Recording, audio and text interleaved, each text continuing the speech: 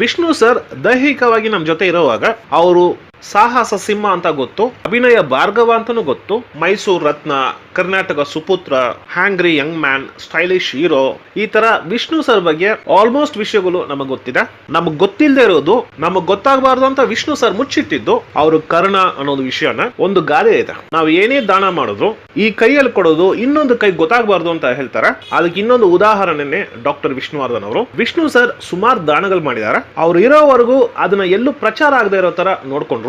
ಅವ್ರಿಗೆ ಯಾವುದೇ ಕಾರ್ಯಕ್ರಮಗಳಲ್ಲಿ ದುಡ್ಡು ಬಂದ್ರು ಆ ದುಡ್ಡನ್ನ ಅವ್ರ ಸರ್ಕಲ್ ಅಲ್ಲಿ ಅಂದ್ರೆ ಸೀನಿಯರ್ ಆರ್ಟಿಸ್ಟ್ ಗಳಿಗೋ ಅಥವಾ ಟೆಕ್ನಿಷಿಯನ್ಸ್ ಗಳಿಗೋ ಅಥವಾ ಬೇರೆ ಯಾರೋ ಮೂಲಕ ಅವ್ರಿಗೆ ವಿಷಯ ತಿಳಿದು ಆ ವ್ಯಕ್ತಿಗೆ ದುಡ್ಡಿನ ಅವಶ್ಯಕತೆ ಇದೆ ಅಂತ ಗೊತ್ತಾಗಿ ಇವ್ರು ಡೈರೆಕ್ಟ್ ಆಗಿ ಕೊಡದೆ ಬೇರೆ ಯಾರೋ ಮೂಲಕ ಅವ್ರಿಗೆ ಆ ದುಡ್ಡನ್ನ ತಲುಪಿಸೋರಂತೆ. ಪ್ಲಸ್ ಈ ದುಡ್ಡನ್ನ ಕೊಟ್ಟವ್ ನಾನೇ ಅಂತ ಹೇಳಬಾರದು ಅಂತ ಅವ್ರ ಹತ್ರ ಸ್ಟ್ರಾಂಗ್ ಆಗಿ ಅಂತ.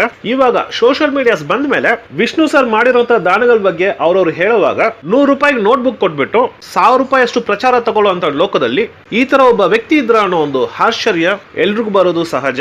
ಈ ಕರ್ಣನ್ ಬಗ್ಗೆ ರಿಸರ್ಚ್ ಮಾಡ್ತಾ ಇದೀವಿ.